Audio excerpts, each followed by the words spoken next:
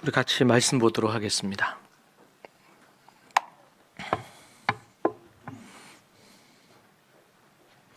오늘 우리 말씀은 잠언 23장 4절과 5절, 디모데전서 6장 17절에서 19절 말씀입니다. 함께 우리 말씀 보도록 하겠습니다. 잠언 23장 4절과 5절 말씀부터 우리가 살피도록 하겠습니다.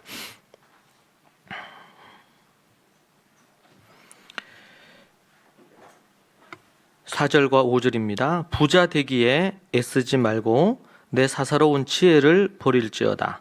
내가 어찌 허무한 것에 주목하겠느냐? 정령이 재물은 스스로 날개를 내어 하늘을 나는 독수리처럼 날아가리라. 아멘. 디모데전서 6장 17절에서 19절입니다. 우리 함께 읽겠습니다. 내가 이 세대의 부한 자들을 명하여 마음을 높이지 말고 정함이 없는 재물에 소망을 두지 말고 오직 우리에게 모든 것을 후히 주사 누리게 하시는 하나님께 두며 선을 행하고 선한 사업을 많이 하고 나누어 주기를 좋아하며 너그러운 자가 되게 하라. 이것이 장래에 자기를 위하여 좋은 터를 쌓아 참된 생명을 취하는 것이니라. 아멘. 기도하겠습니다. 하나님 감사합니다. 주께서 우리의 눈에 보이시지 않는 분이시지만 가장 강력하고 가장 힘있게 능력있게 일하시는 분이심을 믿습니다. 한 가정을 또 한 자녀를 주께서 바꾸시고 새롭게 하신 것으로 인해 찬양과 감사를 올려드립니다. 주님께서 또 이 시간 말씀하시고 깨닫게 하옵소서. 예수님 이름으로 기도합니다. 아멘. 제가 이 졸업 영상을 우리가 보면서 몇 가지 생각을 한 것을 먼저 나누고 여러분 오늘 말씀 우리 대하려고 합니다. 교육에 있어서 하나님의 뜻을 알고 그리고 가정과 그리고 학교와 교회가 어우러져서 교육하는 것은 너무나 중요합니다.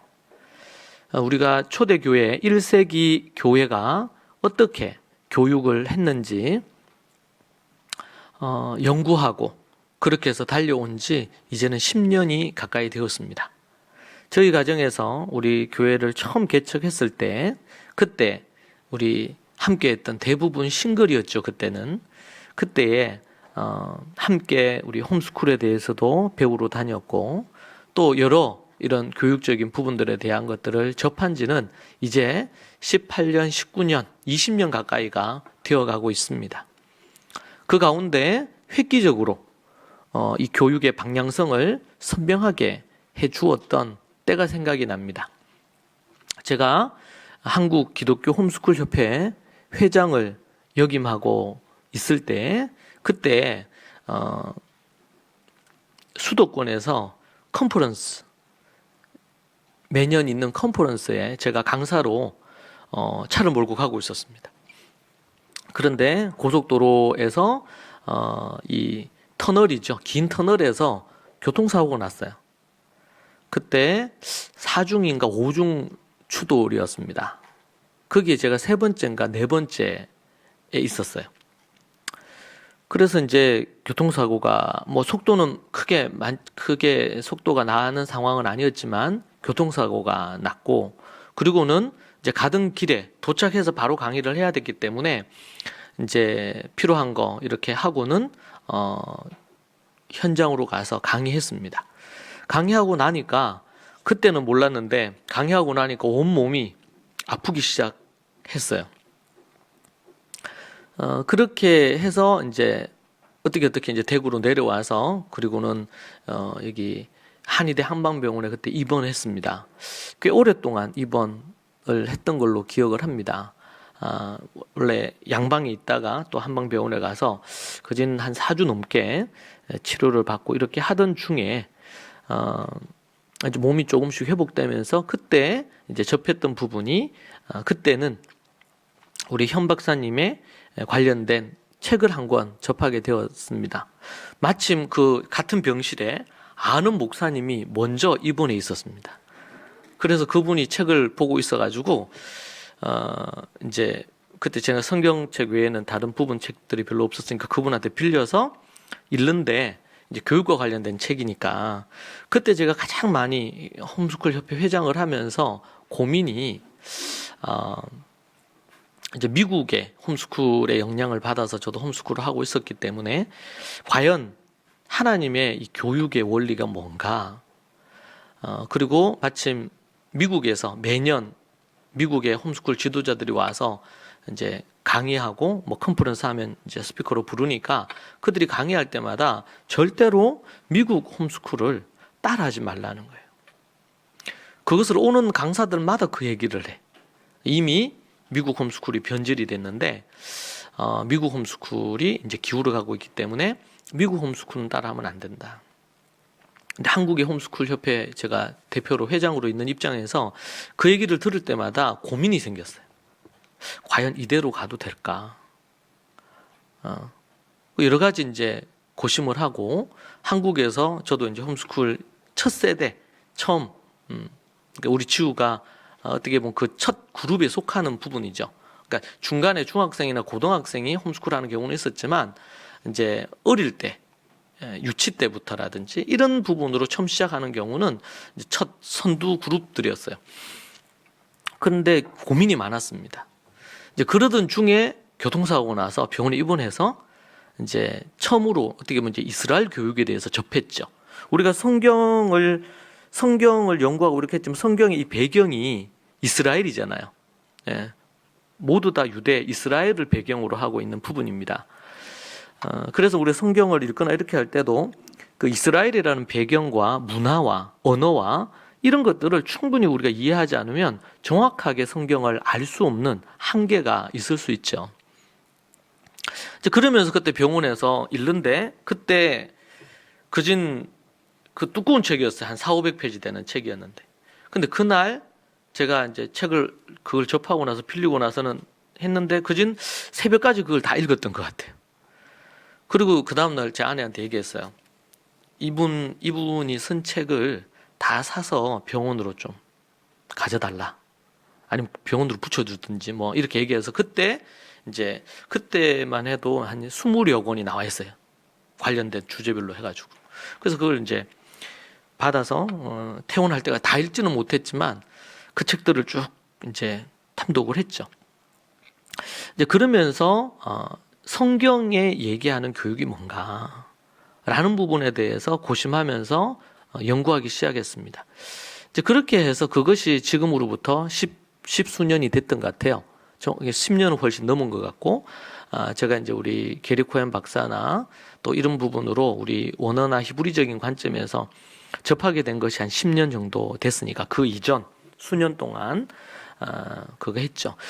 그렇게 이제 하면서 제가 우리 관련된 부분으로 똑같은 강의를 우리 쉐마 관련해서 3번을 들었습니다. 똑같은 강의를 그 현장에 가서 동일한 비용을 내고 3번을 듣고, 그리고 이제 미국의 유대인 주이스타운을 방문하고 그렇게 이제 하고 그 외에도 이제 여러 번 또 그 노트한 것들을 계속 봤죠. 그러면서 이제 정리를 하고 이걸 어떻게 기독교적인 관점에서 적용할 수 있을지, 제가 섬기는 홈스쿨 모임과 또 아니면은 또 이런 등등의 부분으로 이거를 적용할 수 있을지 그런 고민을 하게 됐고요. 그때 이제 그걸 접하면서 우리가 이제 그 전에 저기 대명동에 있을 때 방과후 학교라든지 이런 부분들을 해왔는데 초대교회 1세기 교회가 학교를 운영하고 있다는 사실을 알게 됐어요. 그리고 차선책으로 홈스쿨을 하지만 이 원형의 모습은 1세기 이전부터 학교라는 구조가 교회와 함께 가고 있다는 것을 알게 됐습니다. 그러면서 이제 이스라엘에 대해서 알게 되고, 그러면서 기회가 될 때마다 이스라엘에 갔던 것 같아요. 그런 부분을 배울 기회가 있으면 제가 캐나다를 가거나 아니면 유럽에 집회를 가거나 아니면 또 뭐 제가 우크라이나도 그때 가거나 뭐 이렇게 독일을 가거나 이렇게 할 때마다 거기 저를 초청해 주신 분한테 목사님이나 그런 분들에게 얘기했어요. 이 주변에 유대인 타운이 있느냐. 그러면 거기에 회당을 가거나 그런 참여해서 가보기도 하고, 또 만약에 예수님 믿는 유대인 이들과 연결이 될 수 있으면, 미국에서는 캘리포니아에서 그때 그 유대인, 예수님 믿는 유대인들을 만날 수 있는 기회들도 얻을 수 있었죠. 이제 그렇게 하면서 그진 기억에 이런 교육과 관련돼서 한 거는 8, 9년이 됐지만 이런 유대 관련해서, 이스라엘 관련해서 한 거는 한 13, 14년 정도가 되지 않았을까. 정확하게 제가 그걸 체크를 못 해봤는데 그 정도 된 것 같습니다. 이제 그렇게 하면서 얻게 된 그런 진실은 뭐였냐면 1세기에 가정이 어떻게 교육을 했나, 그리고 가정과 또 학교가 어떻게 또 교회와 더불어 다음 세대에 관련된 교육을 했나 라는 부분에 대해서 깊이 공부할 수 있었고, 그런 부분 때문에 목사인 제가 교육학과 관련해서 공부를 하는 부분이라든지 아니면은 그런 관점에서 공부하는 그런 시간들을 갖게 되었습니다. 오늘 저는 모성희 성도의 그 부분들을 들으면서 이분이 5년 전이었다 그러잖아. 한 10년은 홀 넘은 것 같은데 5년밖에 안 되는 것 같아. 5년 전에, 그 전에 또 우리 학교 오기 전에 우리 은찬이나 이런 경우가 하야 캠프에 왔었죠. 그러면서 많은 반대도 있고 뭐 여러 주변에서 그런 부분들이 있었지만 이 5년을 한결같이 그런 부분들, 또 뭐 갈등이 없진 않았겠죠. 예. 그런 부분에서 일관된 마음을 갖고 그렇게 해왔던 것이 지금의 결과를, 5년 만에 이런 결과는 기적이죠.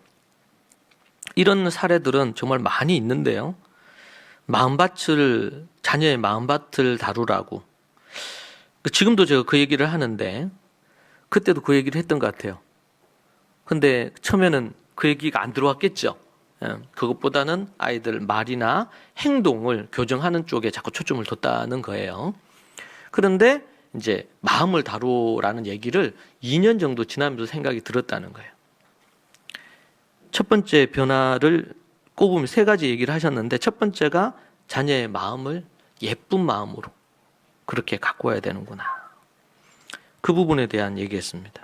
너무 중요한 부분이에요, 이 부분이. 제가 때로는 우리 부모대학도 있고 여러 가지가 있지만, 우리 교회에서 제가 우리 식구들한테 이 교육과 관련된 얘기를 공식적으로, 제가 설교로는 1년에 몇 번 그렇게 다루질 않는데,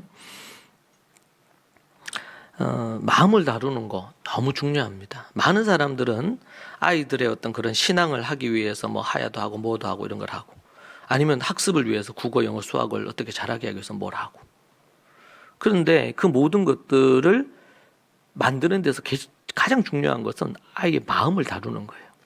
그런데 이게 그냥 처음에 들으면 이게 되게 추상적으로 들려요. 마음을 다룬다는 것 자체가.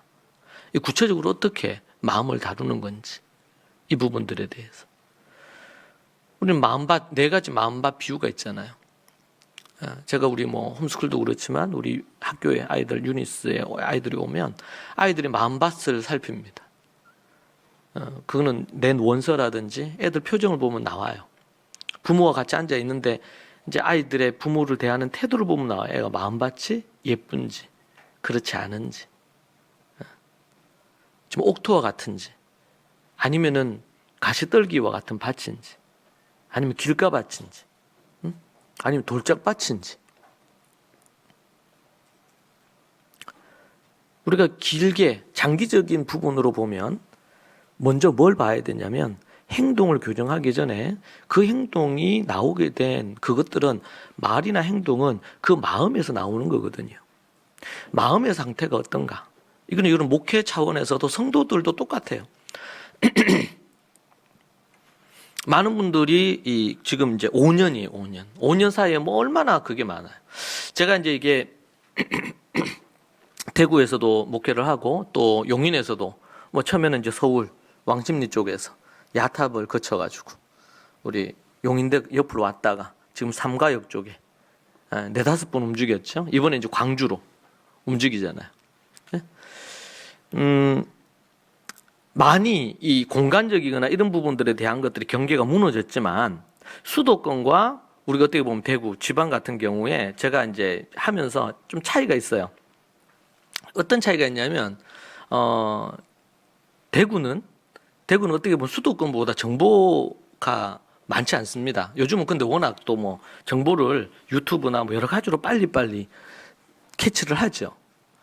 얻을 수 있는데 그렇지만 그럼에도 불구하고 의외로 그런 부분이 있습니다. 뭐 여기 이제 우리 수성구 쪽에는 이런 데 가고 그러면 더 정보가 좀 빠르게 이런 부분들이 있긴 하겠지만 말이죠. 그런 부분들이 있는데 비해서 수도권 쪽에는 그런 새로운 정보들이나 새롭게 뭔가 일어나는 일들이 엄청 빠르게 전달이 바로바로 돼요. 수도권 안에 있고 용인에만 있어도 이런 게 있어요.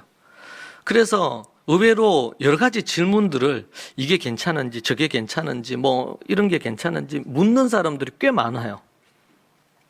수도권 쪽은 훨씬 더. 그래서 이제 그런 마음이 들어요. 한 가지 이거는 여러분에게 드리는 부분의 팁인데 제가 가르치는 그 내용을 바탕으로 대구에서는 좀 더 정보에 민감하게 반응할 필요가 있습니다.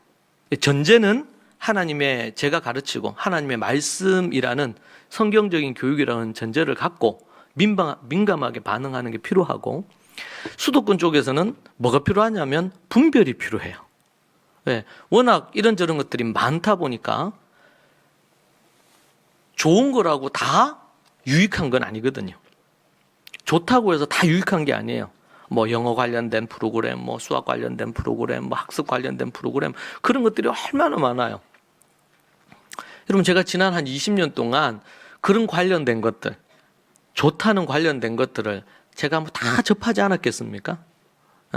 그 중에 일부는 이제 활용하기도 했었고, 네.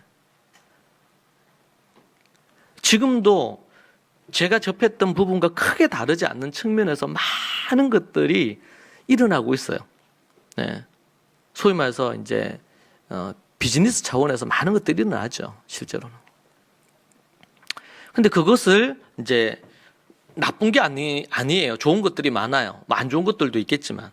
그런데 더 중요한 것은 오늘 이제 돈과 관련된 얘기를 할 때도 그런 부분이 나오지만 근본적인 원리를 제대로 모르면 그런 어떤 툴들, 방법들이죠. 그 방법들이 도리어 해를 줘요. 해를. 그러니까 이걸 분별을 해야 돼요. 여러분 우리에게 주어져 있는 교육을 한다 그럴 때 주어져 있는 것은 시간은 딱 한정돼 있어요. 그 한정된 것 안에서 활용을 잘 해야 되거든요. 이제 그런 관점에서 이해를 해야 됩니다. 그런 측면에서 얼마나 많은 부분들의 얘기가 있었겠어요. 좋은 것들. 이렇게 하면 이렇게 좋다더라. 이런 것들이 얼마나 많았겠어요. 저는 그런 측면에서 갈등들도 있고 뭐 내가 모르는 일들도 많이 있었겠지만 모성희 성도님이 잘한 것 중에 하나가 있다면 이 일관되게 5년을 그렇게 달려온 겁니다. 제가 뭐 홈스쿨도 그렇지만 유니스 하지만 일관되게 이렇게 오는 경우들이 많지를 않아요. 많지를. 그리고 그것을 가질 때에 중심이 성경적인 원리여야 돼요. 그러니까 성경적인 원리라 그럴 때 성경을 바탕을 두고 있어야 된다는 것 하나, 첫 번째는. 두 번째는 아브라함 이후 아니면 예수님 이후 구약과 신약의 기반을 둔 문화와 검증이 된 원리여야 돼요. 검증이 된 원리. 제가 말씀의 8가지를 여러분에게 얘기했죠. 말씀의 8가지. 말씀의 일생을 얘기하면서 1세기 성도들이 말씀의 8가지를 하더라. 왜냐하면 말씀 필사하는 것도 있고 암송하는 것도 있고 통독하는 것도 있고 뭐 여러 가지가 있잖아요. 주로 이제 뭐 그런 붐은 안 일어나지. 성경 연구는 붐이 안 일어나. 왜? 힘드니까. 네. 필사는 쓰면 되잖아요. 일단은. 통독은요. 읽으면 되잖아. 어떤 방법으로 읽든지 맥체인으로 읽든지 뭐로 연대기로 읽든지 뭐로 읽든지 간에 읽으면 되잖아요. 한글만 알면 읽으면 돼요. 그거보다 조금 어려운 게 뭡니까? 이제 하야하는 거야. 암송하는 거예요. 그거 조금 어려워. 그래서 이제 사람들이 시도를 잘 안 하죠. 성경과 관련된. 근데 어떻게 태교부터 시작해서 노년, 백발이 되어서 생이 끝날 때까지 말씀과 관련된 것을 하느냐. 이걸 제가 여러분 정리를 했잖아요. 연구하고 배우고 저도 연구하고 해서 실제로 이스라엘 가서 진짜 그렇게 하는지도 확인도 했어요. 왜? 나온 책이나 뭐 어떤 저자들이 얘기하는 걸 어떻게 믿어? 가서 확인을 했죠. 실제로. 진짜 그런가 묻기도 하고 토론도 하고. 여러분 그렇게 해서 한 게 말씀 일생 6단계. 그죠? 그리고 말씀의 8가지. 왜 한국 교회가 이렇게 기반이 약하냐? 저는 이 말씀에 대한 초대교회 1세기 원리를 놓쳤기 때문에 그렇다. 1000만 기독교인이 지금 600만에서 700만으로 몇 년 만에 뚝 떨어졌습니다. 그리고 대부분의 많은 기독교인들이 이단으로 넘어갔습니다. 왜 그렇게 됐을까요? 뭐가 문제일까요? 제대로 우리가 짚고 넘어갈 필요가 있는 거겠죠.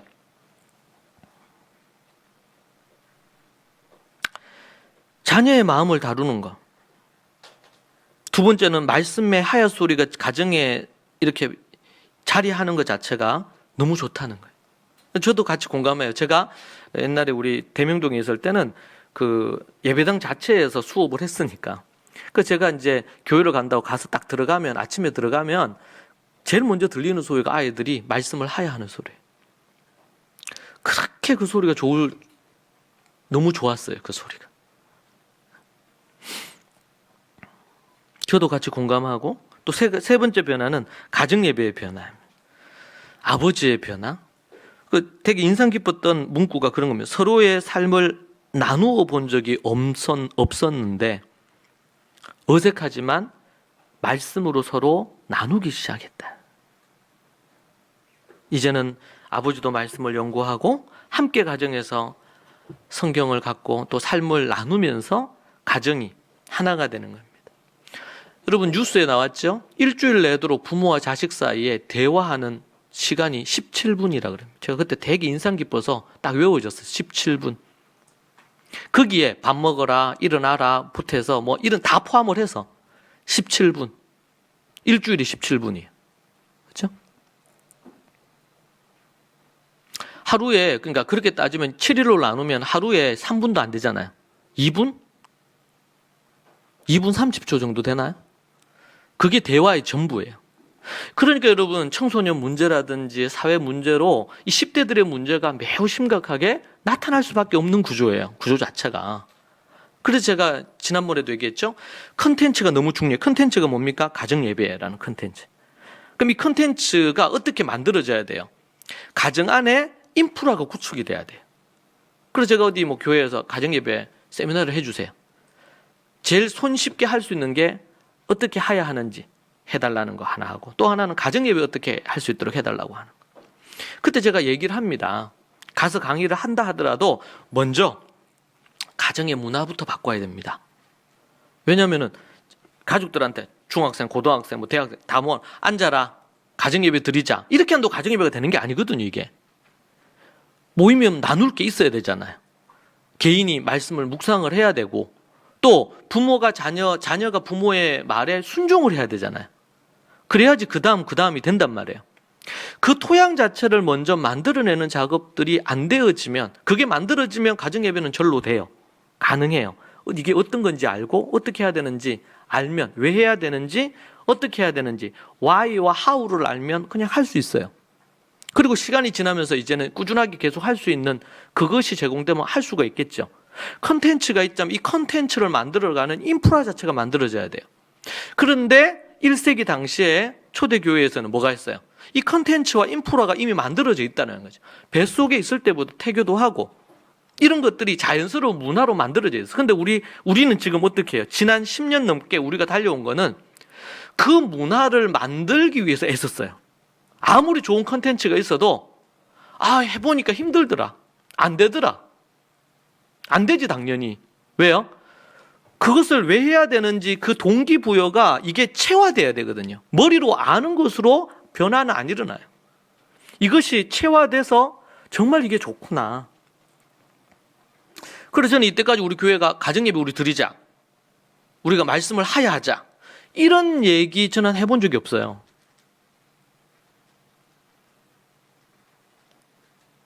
우리 리더 그룹들에게도 가정예배 하자. 이래 저희 가정에서 가정예배 했고 가정예배 하면서 좋았던 걸 나누었어요. 그게 한 6개월에서 1년이 지났던 것 같아요. 그리고 리더들하고 같이 가정예배 같이 한번 해보고 하자 하고 할 수도 있겠죠. 그게 뭐 잘못됐다고는 생각하지 않습니다. 근데 중요한 것은 길게 가야 돼, 길게. 그리고 이게 문화로 자리를 해야 돼요. 문화로. 그러려면 그 전에 뭐가 필요할까요? 교육이 필요하고 공부가 필요합니다. 그리고 소수지만 몇몇이라도 그것을 맛본 그룹들이, 가정들이 생겨야 돼요. 이게.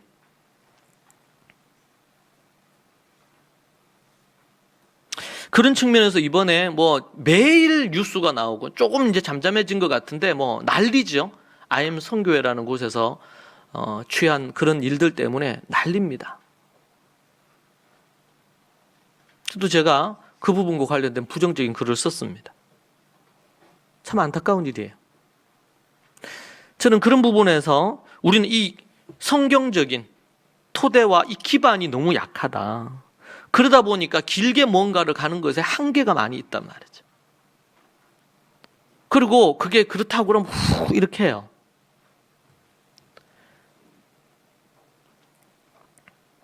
제가 교회들에 요청합니다. 뭐 홈스쿨 아카데미 아니면 학교를 세우고 싶습니다. 그러면 제가 얘기를 해요. 아무리 짧아도 제가 볼 때는 5년은 필요하겠다. 그래서 제가 얘기합니다. 이 스텝 바이 스텝으로 5년 정도가 필요할 것 같습니다. 그러면 대부분 목사님들이 안 한다 그래요. 저도 제가 갖는 이 철학이 이걸 뭐 덤핑처럼 판매해가지고 많은 사람들이 유익을 얻으면 좋지만 이게 길게 가려면 제대로 가야 되거든요. 그런 부분이고 또 제가 어떤 에너지를 쓴다 그럴 때 그것을 제대로 해낼 수 있는 기반이나 이런 게 있는지를 보고 예수님도 제자들에게 복음 전하고 이렇게 할 때 복음을 우리가 선포하고 그거 해야 되지만 반응이 없거나 그것이 없으면 신에 묻은 먼지를 털고 돌아서잖아요.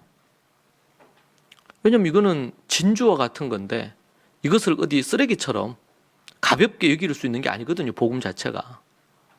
진리 자체도 그렇고. 여기에 헌신할 마음이 없는 사람들은 길가밭이나 돌짝밭 같아요. 길게 못 갑니다, 결국에는. 그러면은 결과도 안 나옵니다. 이거는 세상 비즈니스와 같이 그런 형태로 만들어져서는 안 될 부분이에요. 그래서 제가 하브루타 이렇게 해가지고 뭐 지금 몇 년 동안 해가지고 그런 부분으로 붐이 일어나서 교원 교육에도 다 들어가 있어요. 하브루타라는 개념. 예, 품성이라는 부분들 자체가 한국을 강타했잖아요. 유익한 부분이 있긴 있죠. 다 좋은 것들입니다. 근데 과연 그것이 한국 사회에 좋은 품성과 성품을 만들어내는데 정말 일조했나? 하브루타가 정말 이 교육의 혁신을 일으키는데 정말 중요한 역할을 했나? 제가 볼 때는 한국에 그것을 받아낼 수 있는 그릇이 없습니다. 그릇이 너무 적어요. 아무리 좋은 것이 막 쏟아져도 그릇이 종지 같으면 그 정도만 담기는 거예요. 이것이 크면 클수록 부어지는 것이 주는 영향이 엄청 큰 겁니다. 똑같아요, 여러분. 그래서 우리 부모대학 첫 강의가 뭐냐면 부모라고 하지만 1차적으로는 어머니입니다. 어머니의 성경적인 역량을 키워야 됩니다. 아무리 성경적인 아니면 토부교육의 그런 것들이 막 쏟아져도 그것을 받을 수 있는 역량이 인격과 역량과 인성과 이런 것들이 만들어지지 않으면 이게 한계가 있는 거예요. 거기에 에너지를, 노력을, 수고를 하라고 얘기를 하죠. 그럴 때 제일 경계해야 될 게 뭡니까? 자기 연민, 나는 잘할 수 없을 거라는 이 부정적인 마인드, 이런 것들을 이겨내지 못하면 결국에는 그것을 못 담아내거나 한계가 이제 생기는 거거든요. 저는 이 모성인 성도의 우리 간증을 들으면서 참 큰 감동이 됩니다. 정말 하나님 앞에서 얼마나 뭐 유혹들이 많았겠어요. 보니까 친척들부터 해서 가족들, 나중에는 이제 우리 뭐 부모님 이런 분들이 다 이제 애들 모습에 감동이 되고 이렇게 해서 지지자가 됐지만, 그러나 결코 쉬운 길은 아니었을 겁니다. 그리고 그런 부분에 어려움이 있을 때 많은 부분, 제가 볼 때는 70-80% 이상은 포기합니다.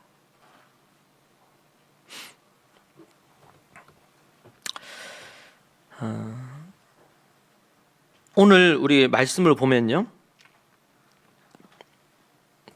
우리가 이제 성경과 돈이라고 해가지고 시리즈로 제가 설교를 하려고 합니다. 우리 이제 2월달, 3월달 우리 묵상하는 묵상 부분들 자체가요, 또 그런 부분들을 갖고 있는데, 지금 하나님께서 원래 제가 뭐 토다를 써야 되겠다 이렇게 생각한 적이 없어요. 실제로는 제가 이 원어나 히브리 사고를 통해서 성경적인 원리를 제가 알고 배우고 나서는 일반 다 큐티 책이 안 좋다는 게 아닙니다. 그때 당시 우리 교회가 썼던 그 큐티 관련된 책이 성경 본문을 정확하게 이해되도록 만들기보다는 왜곡시킨다고 제가 봤어요. 그래서 이제 2012년도에 처음 제가 토다의 삶을 처음 썼습니다. 그때는 그진 20일, 25일을 앉아서 하루 종일 썼어요. 요즘은 이제 많이 짧아졌습니다만은. 그렇게 해서 쓰게 됐습니다. 그리고 나서 이제 묵상집을 만들었고 지금 이제 매달 이렇게 나오고 있죠. 그리고 지난 12년도부터 해서 작년 2020년까지 만으로 그진 한 8년 가까이 되죠. 그때 지나는 동안 성경을, 중요 성경들, 창세기, 출애굽기, 뭐 마가복음, 성경 중요한 성경들, 뭐 다 중요하지만 그 중에서도 더 중요하다고 여겨질 수 있는 성경들을 순서대로 쭉, 지금 요한계시록 우리가 하고 있지만 그렇게 해왔습니다. 그리고 제가 기도하면서 성경을 연구하는 방법은 크게 두 가지가 있습니다. 하나는 1장 1절부터 쭉 순서대로 연구하는 방법이 있고, 그리고 또 하나는 주제별로 타켓을 갖고 연구하는 부분입니다. 이 두 가지. 그런데 이 타켓으로 연구해서 이걸 이제 다루려면 충분히 성경 여러 권이 1장 1절부터 제대로 연구된 부분에 대한 것들이 쌓여 있지 않으면 이걸 할 수가 없다고 제가 봤어요. 자칫 잘못하면 자기가 하는 관점으로 성경 구조를 가져와 가지고 설교하거나 연구할 수도 있으니까. 그래도 문제가 되겠죠? 왜곡된 가르침을 줄 수 있으니까. 그래서 지난 그진 7, 8년 동안 했던 거 뭐냐면 창세기, 출애굽기, 민수기, 마가복음, 지금 요한계시록, 야고보서, 에베소서, 이런 말씀들을 한 절 한 절을 되도록이면 꼼꼼하게 연구하고 공부하려고 그렇게 해서 왔습니다. 그리고 하나님께서 작년부터 여러 감동을 주셨는데, 이제 우리가 성경과 돈이라는 주제로 올해 초 시작하면서 시간 관리에 대해서 제가 2번에 걸쳐서 여러분에게 가르쳤고, 성경과 돈에 대한 것으로 시리즈로 몇 번이 될지 모르겠습니다. 이 토다의 삶을 기반으로 해서 그걸 합니다. 그러니까 그 말씀을 제가 설교하고 그것을 여러분 매일 묵상하는 토다의 삶, 묵상지에서 그걸 다루고, 그리고 그 내용을 새벽마다 그 부분에 대한 것들을 또 다루고, 그리고 여러분 그걸 갖고 우리 셀 그룹에서 또 가정에서 가정 예배에서 토론하고 연구하고 나눔하도록 그렇게 디자인이 되어 있습니다. 성경 하나님의 말씀의 원리가 여러분의 삶의 실제적인 부분에서 구체적으로 스며들도록 하는 겁니다. 그러기 위해서 여러 가지 반복된 부분으로 이렇게 지금 하나님이 이렇게 만들어 주셨습니다. 원래 이렇게 하려고 했던 게 아니고 토다의 삶을 그렇게 했는데, 이 내용을 갖고 가정에서 가정 예배 때 아이들하고 하고 싶은데 그냥 이걸 갖고만 아버지들, 어머니들이 못하겠다. 그럼 제가 주일날 그 내용으로 설교하겠다. 그 내용을 듣고 그걸 개인적으로 또 그렇게 해서 깊이, 때로는 직장 생활하거나 여러 가지 바쁘기 때문에 못할 때 있잖아요. 그런 부분들에 대한 거 주일 설교를 듣고 조금 더 묵상해서 그걸 갖고 자녀들하고 할 수 있도록 그렇게 했습니다.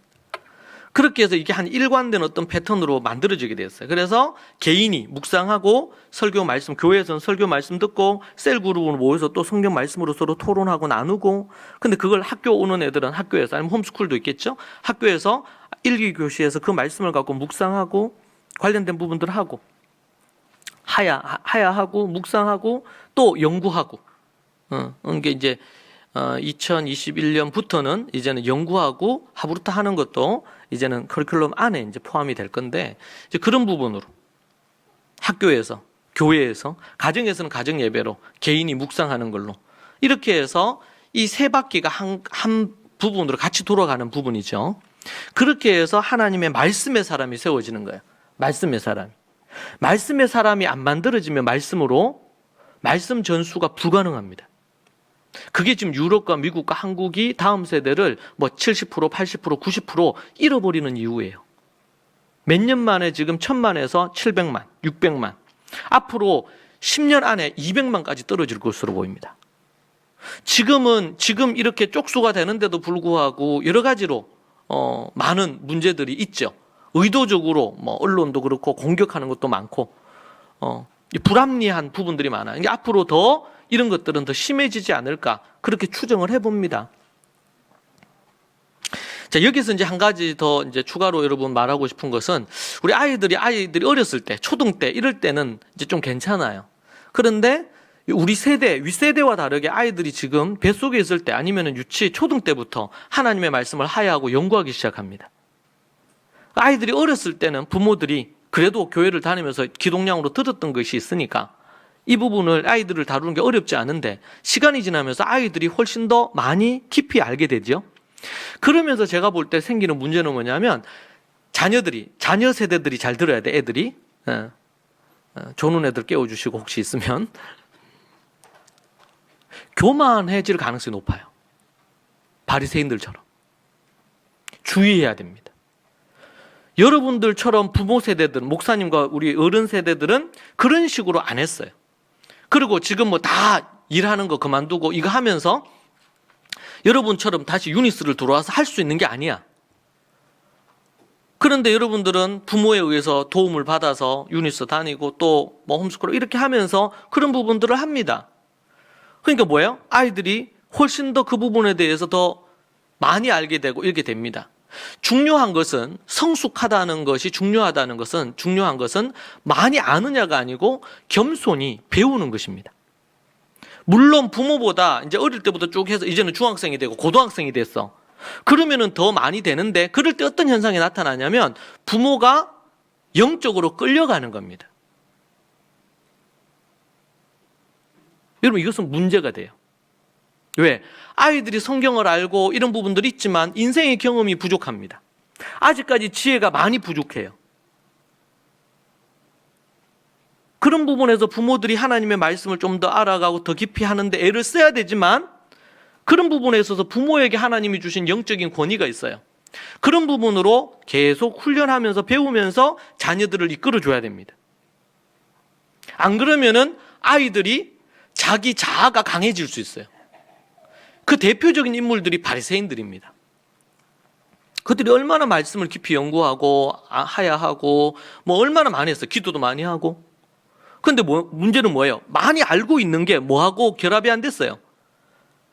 믿음하고 결합이 안 되고 하나님 안에서 예수 그리스도를 메시아로 못 봤단 말이에요.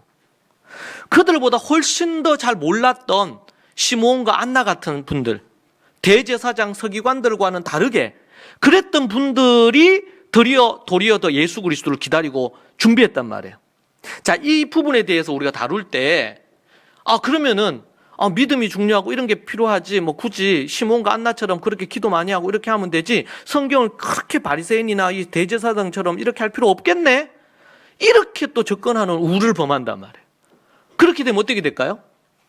하나님의 말씀과 관련해서 무식해지죠. 모르는 거예요. 그래서 여러분, 개척하는 세대에는 뭔가 부족할 수 있고 그럴 수 있지만, 할 수 있는 대로 노력하고 애를 쓸 때 하나님의 성령께서 강력한 역사를 해주셔요. 그게 개척 세대들에게 주는 하나님의 특별한 특권이야. 근데 그건 땀 흘리고 수고할 때 얻어지는 거예요.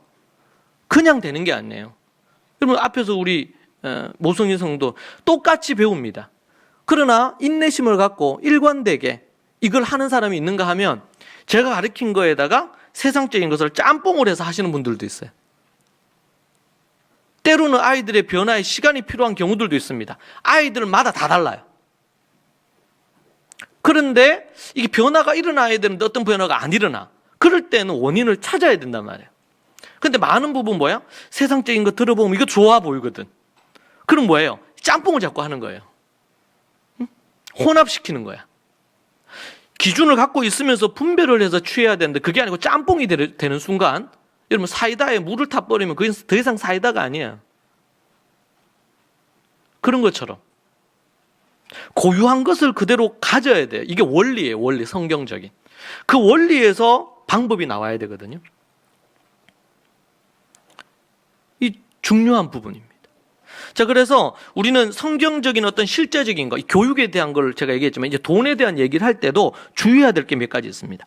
구체적이고 실제적인 걸 다룰 때 주의할 점, 그것은 세상과 하늘을 구분하는 겁니다. 예를 들면 부자에 관해서 말할 때도 세상 부자가 있고 하늘 부자가 있어요. 하나님이 기뻐하시는 부자가 있는가 하면 어리석은 부자가 있단 말이에요. 그런데 똑같이 뭐예요? 부자야. 부를 많이 가지고 있는 사람을 얘기하는 거죠. 하늘 부자는 성경에서 지혜로운 부자라고 말했고 세상 부자는 어리석은 부자라고 했어요. 그런데 대부분 세상의 책과 유튜브 영상, 방송에 나오는 이들은 세상 부자에 대한 이야기입니다. 세상 부자들의 대부분 부분에 대한 이야기예요. 그러다 보니까 어떻게 해요? 크리스찬들이, 성도들이 고민에 빠져요. 부자는 복받는 사람이다라고 말을 그러니까 부자들이 모두 다 복받은 사람이라고 할 수가 없습니다. 분별력이 없는 교인과 성도들은 무분별하게 세상 부자의 가치를 따릅니다. 어떤 사람이 최근에 그러니까 주식을 해서 5배를 벌었더라. 1,000만 원으로 주식을 했는데 몇 개월 만에 5배를 벌었더라. 우와, 기가 막히다. 여러분 유튜브에 딱 해가지고 딱 치면요, 네이버나 이런 데 부자 이런 딱 치잖아요. 쫙 나와요. 부자가 되는 5가지 비법부터 시작해가지고 유튜브에도 부자 치고 그러면요, 당신은 부자가 될 수 있다, 뭐 부자가 된 사람들의 이야기부터 해서 쫙 영상이 쫙 나와요. 제가 얘기했죠. 몇 년 동안 부자와 관련해서 부와 관련된 부분과 관련해가지고 세상책, 기독교 관련된 책 해가지고 한 30권을 제가 봤어요. 지금도 최근에 들어서 이런저런 이슈가 있으면 왜? 이 주제에 대해서 다루어야 되니까. 자, 여기서 우리가 생각을 해야 될 것은 하늘 부자와 세상 부자가 다릅니다. 공통점은 뭐죠? 공통점도 있죠. 그들에게 있어서 돈을 벌기 위해서 취했던 것들 중에 공통된 요소도 있어요. 그런데 하늘 부자와 세상 부자의 차이점이 극명합니다. 자, 여기에 2가지 입장을 우리가 갖는 게 필요합니다. 어떤 사람은 부자는 복받은 사람이라고 생각하는 경우가 있는가 하면 무분별하게 그렇게 해서 세상 부자를 쫓아가는 거예요.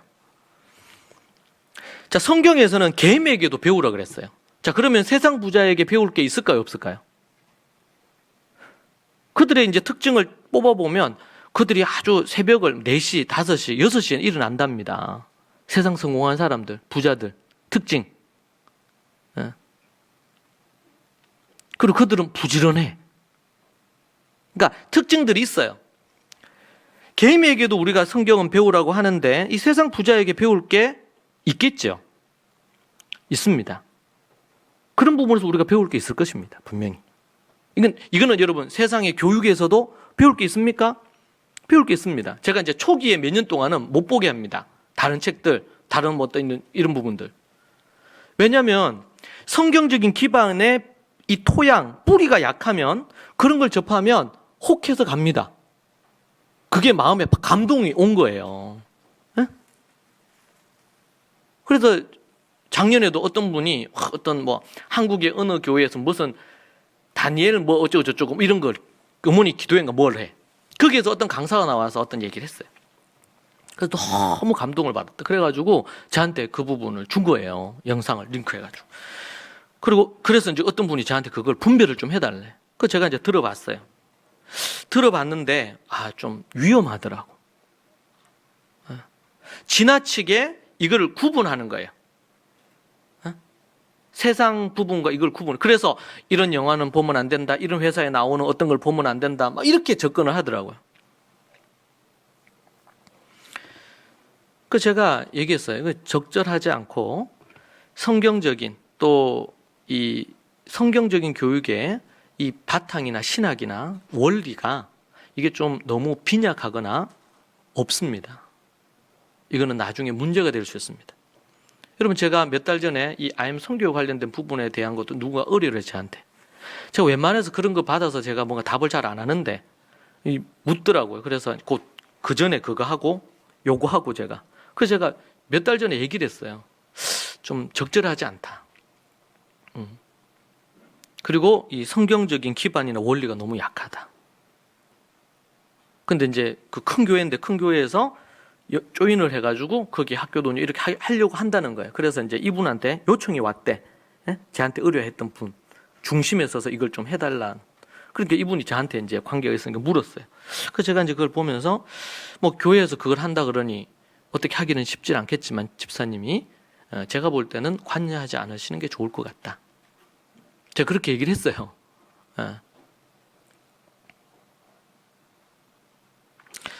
저는 이제 그거 생각하면 너무 안타까워. 자, 다시 돌아가서 이 부자와 관련된 얘기를 할 때, 무분별하게 그걸 따라간다면 세상 부자를. 또 어떤 경우는 어떻게 해요? 그 세상 부자를 비난해. 부자 되는 것 자체를 또 비난하는 경우도 있어요. 부 자체에 대한 이 적대시하는 이런 사상과 가치들이 있습니다. 그래서 통계상 예수님을 믿는 사람들 중에 그 신용 불량자들이 제일 많대요. 기독교인들이. 왜 그런가? 성경적인 경제관, 물질관이 정리가 안 돼 있기 때문에. 그래서 지나치게 세상 부자를 쫓아가든지 아니면은 너무나 돈을 돌보듯이 하는 거예요. 돈은 돈이지. 그러니까 의도는 이제 어떤 의도인지 알아요, 우리가. 돌보듯이 해야 된다는 것은 돈 자체에 완전히 매몰돼서 살지 말라는 의미겠죠. 근데 돈은 돈이요. 돈은 돌이 아닙니다. 이 양극단이 있단 말이에요. 기복적인 신앙과 아니면 금욕적인 접근을 하는 것. 이 두 가지 다가 잘못된 것입니다. 이제 앞으로 우리 몇 주 동안 이 성경적인 돈에 대한 성경적인 관점을 우리가 이 개념을 제대로 장착을 해야 됩니다. 그렇지 않으면 이 둘 중에 하나에 속할 가능성이 매우 높아요. 스펙트럼은 다양하기 때문에 딱 이거 두 개는 아닐 수는 있지만 그 어느 좀 있을겠죠. 우리는 성경적인 관점에서 이 돈에 대한 이해를 가질 필요가 있습니다. 자, 개미에게도 배우라 하기 때문에 세상에 배울 것들이 너무 많습니다. 하나님을 믿지 않는 사람들에게서도 배울 것이 많이 있겠죠. 타종교인들 중에서도 배울 점들이 있지 않겠습니까? 그런 부분에서 우리는 적대시하거나 그것은 악이다 막 이런 식으로 이렇게만 접근을 하면 안 됩니다. 자, 그런데 또 하나는 뭡니까? 그것은 우리가 받아들일 수 있는 거 있지만 그러나 그렇지 않는 하나님의 말씀과 대적하는 것들도 꽤 많겠죠. 세상 부자들이 갖는 원리들. 그런 부분에서 우리는 그것을 분별할 수 있는 성도들의 균형감이 필요하다. 돈이 많다고 해서 다 같은 부자가 아닙니다. 하늘 부자가 있는가 하면 세상 부자가 있습니다. 성도들의 이 균형감을 잃어버리면 둘 다 문제가 돼요. 나중에 이제 정치에 대한 얘기할 때도요, 균형을 가져야 됩니다. 안 그러면 문제가 발생을 해요. 문제가. 모든 것에 다, 그러니까 실제적인 어떤 것에 적용을 하려고 할 때마다 우리가 이 부분을 점검을 해야 돼요. 실제적인 부분도 점검. 우리가 말씀 보고 우리가 천국 가고 우리 영혼이 구원받고 은혜 받고 막 이런 부분들 기도합시다. 이렇게 영적인 어떤 부분들에 대한 거 일반적으로 교회가 많이 하잖아요. 그런데 이때까지 많은 부분, 초대교회 1세기는 안 그랬어요. 돈과 관련된 거, 경제와 관련된 거, 정치와 관련된 거, 역사와 관련된 거 이런 것에 대해서 교회가 안 가르쳤어요. 1세기는 가르쳤을까요? 가르쳤죠. 당연히 학교에서도 가르쳤고 가정에서도 가르쳤고 교회에서 가르쳤습니다. 뭐 예를 들면 7살 때부터 아이들에게 경제 개념을 가르칩니다. 우리는 대학 졸업해가지고 대학 졸업할 때까지 안 가르칩니다. 성경은 뭐라고 얘기할까요? 우리는 물어야 됩니다. 세상 부자는 다 악하다. 부자면 다 좋은 것은 아닙니다. 돈이면 안 되는 게 없다. 이 배금 사상이고 황금 만능주의 사상이죠. 세상 부자는 다 악하다. 잘못된 원리입니다. 자, 영상을 하나 틀어주시겠어요? 제가 준비한 영상이 있는데 잠깐 한번 보겠습니다. 최근에 CBS에서 기독 청년들에게 700명을 대상으로 조사를 했습니다. CBS 한 건 아니고 어느 신학교에서 그걸 한 건데 그 부분에 대한 통계 나온 자료가 있는데 우리가 한번 보는 거 도움될 것 같아서 준비했습니다. 한번 틀어주십시오. 기독 청년 40% 이상이 성경대로 살면 사회에서 성공할 수 없다고 생각하는 것으로 나타났습니다. 향후 10년 뒤에도 신앙생활을 할 것이라는 청년은 절반 수준에 그쳤습니다. 천수연 기자입니다. 실천신학대학원대학교 21세기 교회연구소와 한국교회탐구센터가 20, 30대 기독 청년 700명을 대상으로 사회와 신앙, 교회 인식을 조사했습니다. 먼저 우리 사회에 대해서는 어떤 인식을 갖고 있는지 살펴봤습니다. 돈이 최고의 가치가 됐다는 데는 대부분 동의했습니다. 계층의 이동이 어렵고 공정한 경쟁이 이루어지지 않으며 착한 사람이 손해보는 사회라는 데도 80% 이상이 공감했습니다.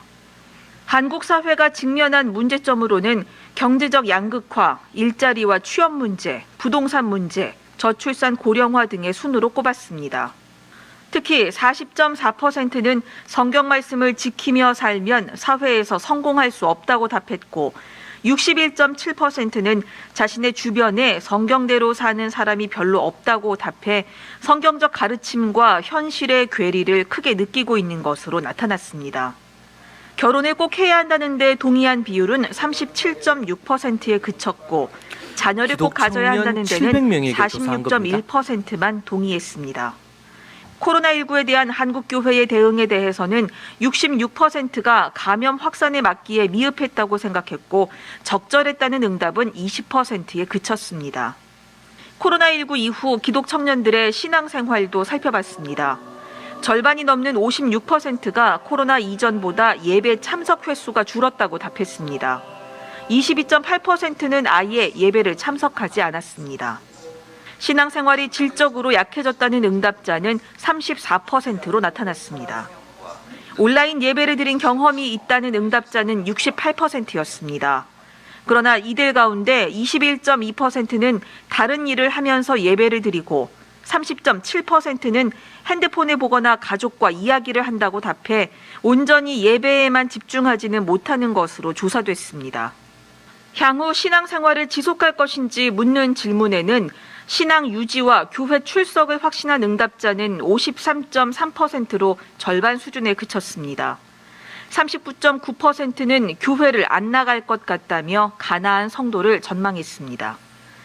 설문조사를 진행한 정재영 교수는 조사 대상 청년들의 경제적 수준이 답변의 중요한 변수로 나타났다면서 경제적 수준이 낮은 청년에 대한 관심이 필요하다고 밝혔습니다. 경제 수준이 낮을수록 우리 사회에 대해서 더 부정적으로 보고 있었고 삶의 만족도도 낮았고 심리 상태도 더 불안정했습니다.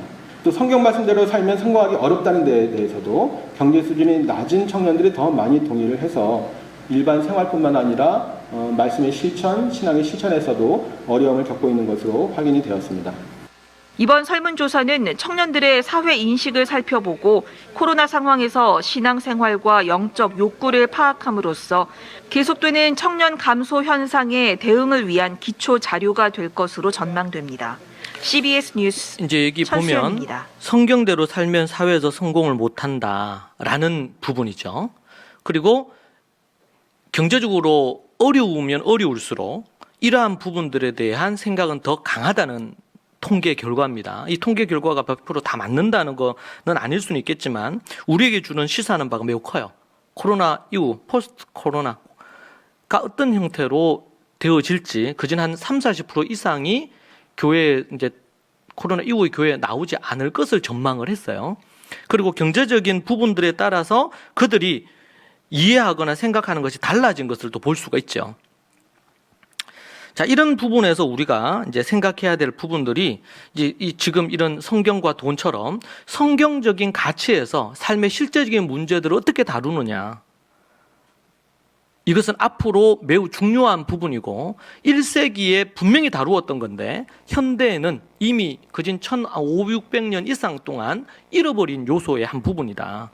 그러다 보니까 교회가 더 이상 삶의 실제적인 것에 대한 답을 주지 못한다고 생각하고 많은 젊은이들이 교회를 떠나고 있습니다. 그리고 지금 이 통계가 뭘 보여줍니까? 이게 성경적이다라는 것이 어떤 건지 이제 또 질문을 해야 되긴 하겠죠. 과연 성경적인 물질관에 대해서 알고 성경대로 살면 그렇게 실패한다고 생각을 하는 건지, 이런 것에도 의문입니다, 실제로는. 자, 세상은 부자가 되라고 말합니다. 그래서 부자라고 검색하면 뭐 쫙 뜨는데 그 뜬 것 중에서 여러분들이 어떤 것이 마음에 들까요? 그래서 궁금할 수 있지 않겠습니까? 거기에서 제가 앞서 얘기한 것처럼 하늘 부자, 세상 부자, 그리고 여기에 균형감을 갖고 이 두 가지 부분들에 대한 균형감을 갖고 어떤 걸 배울 거며 어떤 것은 거부할 건지, 이 부분에 대해서 생각해야 되고 앞으로 우리가 몇 주 동안 계속 그 부분을 중심으로 생각해 볼 겁니다. 제가 앞부분에서 이 얘기를 길게 하는 이유가 이게 어느 한쪽으로 치우치면 안 됩니다. 개미에게 배우라고 하는 것처럼 그러면 어떻게 될까요? 한쪽 극단으로 가서 금욕적으로 가. 교회에서는 돈 얘기하면 안 되고 교회에서는 성도들은 소위 말해서 돈에 민감하게 하면 안 되고, 요즘 예를 들면 그런 것도 나중에 다룰 건데 주식을 하면 되느냐 안 되느냐 부터 해서 성도들은 저축을 하면 되냐 안 되냐, 믿음 없이 보험 같은 거 들면 되냐 안 되냐, 아주 근본적이면서 원초적인 질문들이 너무 많아요. 근데 이것은 매우 기초적이고 상식적인 부분입니다. 성경에서 얘기하는 부분들에 대해서 앞으로 이제 그 부분들에 대한 것들을 다룰 겁니다. 오늘 우리가 본 잠언 23장 4절 5절을 보면은 우리가 생각할 거예요. 부자 되려 애쓰지 말라는 거예요. 저도 성경을 매년 보는데 이런 말씀이 있는지 솔직히 잘 몰랐어요. 이번에 그걸 보면서 여러분 4절 5절을 보면요, 4절에 부자 되기에 애쓰지 말고 내 사사로운 지혜를 버릴지어다, 이렇게 얘기했습니다. 이 사사로운 지혜를 버린다고 할 때 이 킹 제임스 버전 험정역에는 내 자신의 지혜를 의지하지 말라 이렇게 나오고요, 표준 세번역에는 그런 생각을 끊어버릴 슬기를 가져라 이렇게 말하고 있습니다. 부자 되기에 애쓰지 말고, 근데 여러분 세상에서는요, 우리가 조금 뭐 주식, 부자 이런 거 치면 쫙 나오죠. 부자 되는 법, 당신도 부자가 될 수 있다, 이런 거 나오잖아요. 우리 크리스찬들은 어떻게 반응해야 될까요? 세상에서 정말 주식도 그렇고 이런 것들을 하는데 돈 놓고 돈 먹기 형태라, 누구는 몇 배를 벌었다 그러는데, 이 어려운 시대에 어떻게 해야 될까? 기본적으로 성경은 우리에게 부자 되기를 애쓰지 말라 그럽니다. 이것은 앞에서 얘기한 걸로 따지면 뭐예요? 이것은 개미에게서 배우라고 하는 것처럼 배워야 될 것이 아니고 이것은 분별을 해야 될 겁니다. 세상은 부자 되라 그래요. 성경은요, 부자 되려 애쓰지 말라 그래요. 왜? 5절에 나옵니다. 네가 어찌 허무한 것에 주목하겠느냐. 돈, 부가 뭐라고 하는 거예요? 허무한 거라는 거예요. 왜? 정령이 재물은 스스로 날개를 내어 하늘을 나는 독수리처럼 날아가 버린다는 거예요. 돈은 때로는 우리에게 있을 수도 있지만 이 돈이 어떻게 될 수 있다는 거예요? 순식간에 날아서 사라져 버릴 수 있다는 거예요. 이게 뭐다? 돈이다. 이게 뭐다? 부다 말이에요. 부. 그렇기 때문에 부자 되는 것에 애쓰지 말라는 거예요. 여러분, 부자 되는 것에 애를 쓰는 것과 부자를 되는 것에 애를 안 쓰는 것은 어떤 차이가 있을까요? 부자가 된다는 것에 애쓰는 것을 지금 하지 말라 그랬잖아요, 성경은. 근데 그러면은 우리가 돈을 멀리 해야 될까요? 그러면 우리가 나가서 일하고 비즈니스하고 사업하고 직장 생활하고 그러면은 이거 부자 되기 위해서 애쓰는 걸까요? 우리 어떻게 이해를 해야 될까요? 여기 이제 성경 전체적인 종합적인 이해가 필요합니다. 그러면 하늘 부자는요? 하나님을 믿고 하나님 안에서 부자 된 사람들이 성경에 많이 나오잖아요. 아브라함도 그렇고 이삭도 그렇고. 이삭이 100배의 복을 받았잖아요. 하나님의 약속을 붙들고 순종을 해가지고 부자가 됐잖아요. 그래서 거기 민족 사람들이, 이방 민족 사람들이 이 이삭을 경계했죠. 그리고 우물 막 팔 때마다 쫓아냈잖아. 왜? 그가 가진 부가 있다 보니까 이 부로 자기들의 것을 다 빼앗을 걸로 불안했어요. 그럼 우리 어떻게 이해해야 되죠? 이게 부자 되면 안 되네? 그러면은 그리스도인들은, 성도들은 아닙니다. 여기서 이런 부자 되기에 애쓰지 말라는 거는요, 금방 5절에 나온 것처럼 자기의 이 지혜를, 세상 지혜지, 이 지혜를 갖고 부자가 되기 위해서 애를 쓰는 것입니다. 그리고 이것에 뭐예요? 마음을 두는 거예요. 돈에 마음을 두는 거예요. 돈을 위해 사는 거예요. 돈을 추구하며 사는 거예요. 어떤 결정을 할 때 돈이 되느냐 안 되느냐가 결정 근거야. 이것이 바로 부자가 되기 위해서 애쓰는 겁니다. 물질적인 부를 누리는데 방해가 된다. 그러면은 그것을 언제로 잘라버리는 거지. 부자가 되기에 애쓰지 말라. 여러분 성경의 부자들, 이런 부자들이 부모로부터 선조로부터 내려오는 재물 때문에 부자가 되는 사람도 있지만 그 부자들은 부자가 되기 위해서 애쓰질 않았어요. 아브라함이 하나님이 약속의 땅으로 가라고 해서 갈대아 우르에서 떠나서 가나안으로 왔잖아요. 가나안 땅을 하나님이 약속으로 주신다 그랬어요. 땅을 주신다 그랬어요. 지금으로 얘기한다면 부동산입니다. 주신다 그랬어요. 근데 이것은 그 땅을 얻기 위해서 온 겁니까? 약속을 붙들고 명령하셨으니까 왔지. 그리고는 결국에는 아브라함이 죽을 때까지도 몇 평 땅이 없었습니다. 그런데 이삭, 야곱을 거치고 요셉 때 4대가 되면서 이 가나안 땅을 나중에 가나안 땅의 일부를 얻게 되고 나중에 모세 때가 돼서 400년, 500년이 지나고 나서 가나안 땅을 얻게 되죠. 다르게 표현하면 돈 따라 가지 않았다는 거예요. 여러분, 돈 따라가는 인생이 있고 그렇지 않고 하나님 따라가는 인생이 있어요. 여러분, 하나님과 돈을 겸하여 섬길 수 있다 없다? 없어요. 돈을 선택하든지 하나님을 선택하든지 둘 중에 하나를 해야 돼요. 돈을 선택하면 하나님은 교회로 나올 수는 있지만 하나님이 돈 밑에 있어요. 근데 하나님을 선택하면요, 돈이 하나님 밑에 있는 거예요. 이건 하늘 부자의 모습이고, 이게 이제 돈이 위에 있고 하나님이 밑에 있는 거, 종교 생활을 하듯이 이렇게 되어 있는 건 뭐예요? 부자 되기 위해 애쓰는 삶이에요. 이런 삶을 살면 안 된다는 거예요. 똑같은 부자가 되었는데 아브라함, 이삭, 야곱, 이런 믿음의 인물들, 이런 인물들은 이삭이 애굽으로 내려가려고 그랬잖아요. 왜 내려가려고 그랬어요?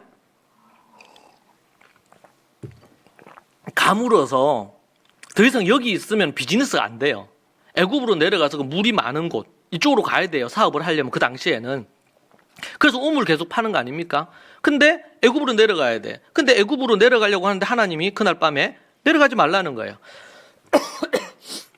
내려가지 말라는 거예요.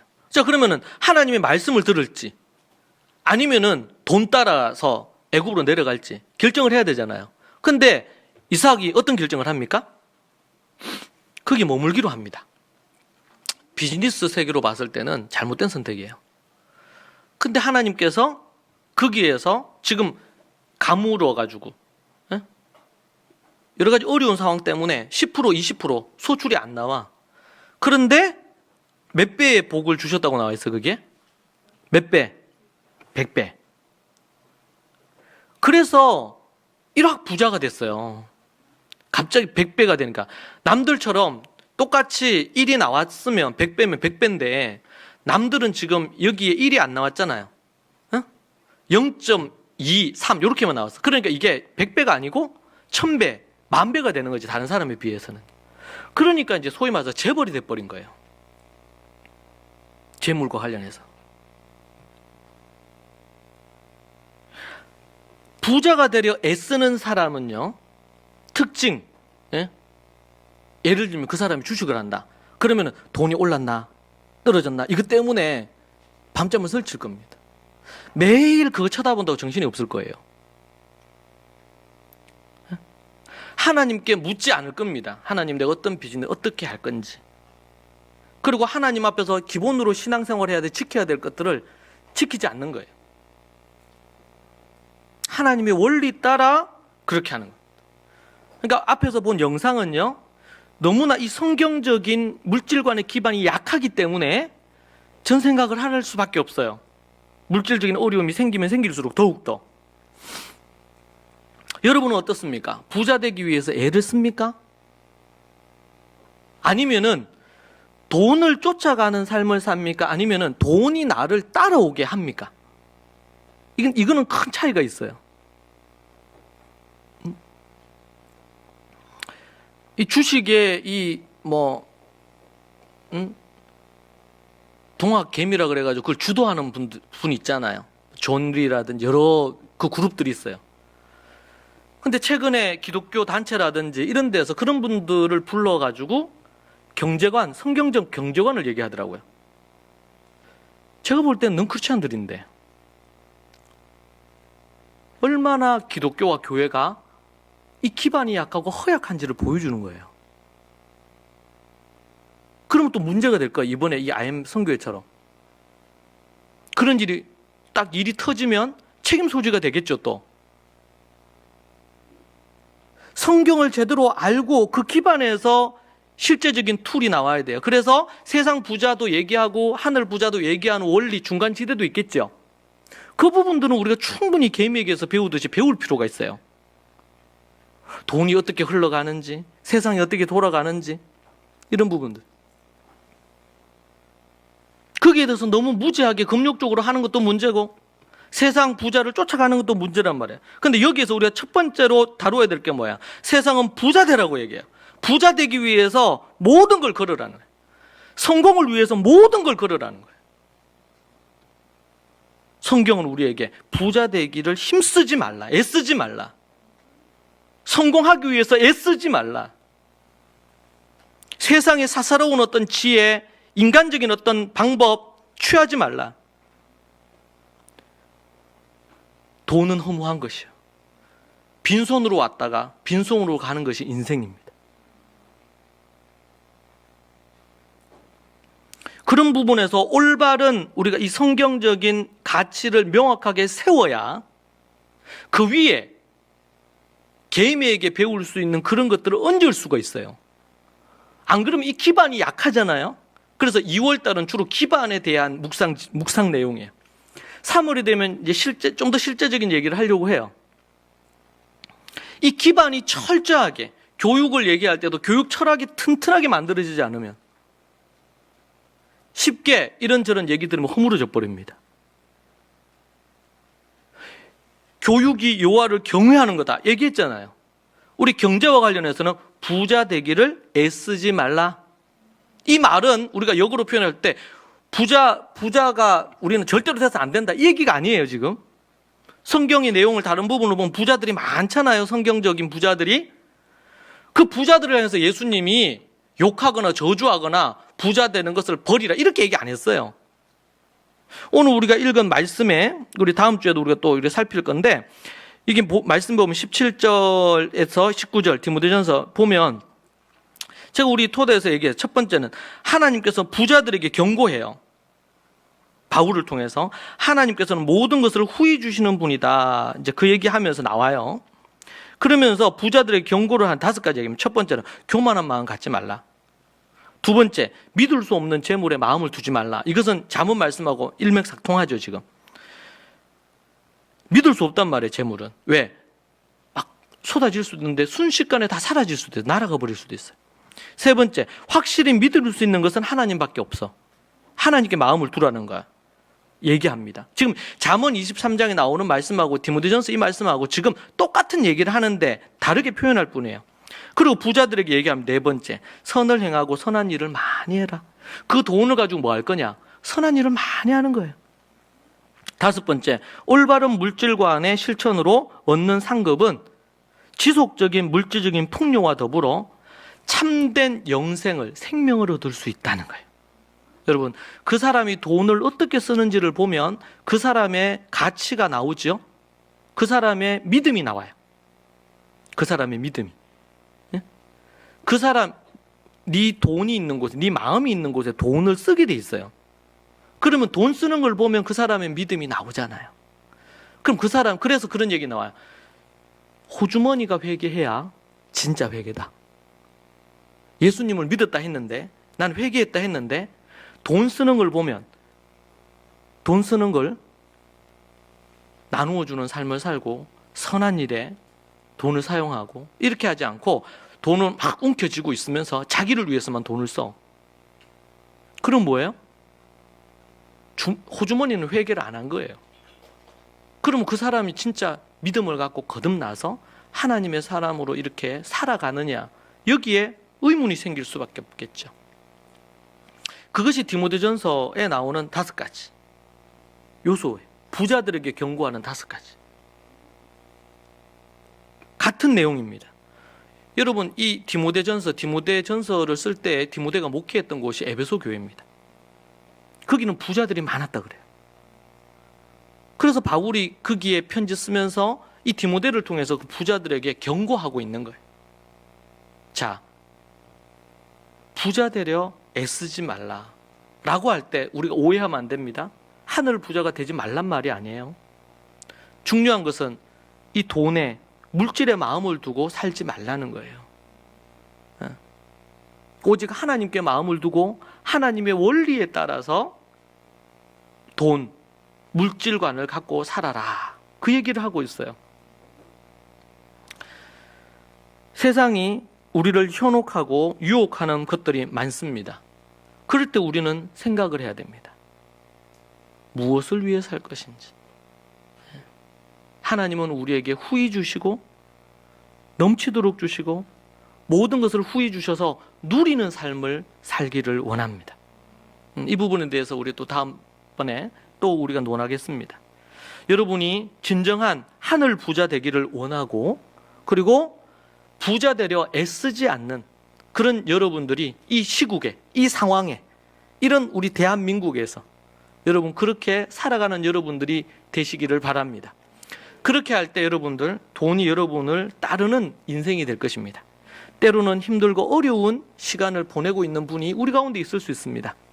여러분 낙심하지 마시고 하나님을 의지하면서 기도하면서 그 어려움의 때를 믿음으로 잘 견디시고 정말 하나님이 원하시는 물질관을 갖고 믿음으로 나아가십시오. 하늘 부자의 영광이 여러분에게 있을 것입니다. 여러분의 삶 가운데 지금 경제적인 부분 때문에 여러 가지 고민이 있습니까? 이번 시즌을 통해서 성경적인 부에 대한 이해를 올바로 가짐으로 우리가 양쪽에 극단에 치우치지 않고 균형감 있는 믿음의 성도들이 다 되기를 축복합니다. 기도하겠습니다. 하나님 아버지, 감사합니다. 하나님의 말씀의 원리를 따라 실제적인 삶의 문제들을 우리가 이해하고 다루는 그 삶을 살기에 부족함이 없도록 우리 사랑하는 믿음의 성도들을 붙들어 주시고 인도하여 주시옵소서. 우리 믿음의 모든 식구들이 성경에 나오는 믿음의 사람들처럼 하늘의 상급을 바라보고 하늘 부자들이 다 되어 주님 앞에 서기를 소망합니다. 또한 부자 되려 돈에 마음을 두고 부자 되려 애쓰는 자들이 되지 않기를 원합니다. 주님 붙들어 주시고 인도하여 주시옵소서. 예수님 이름으로 기도합니다. 아멘.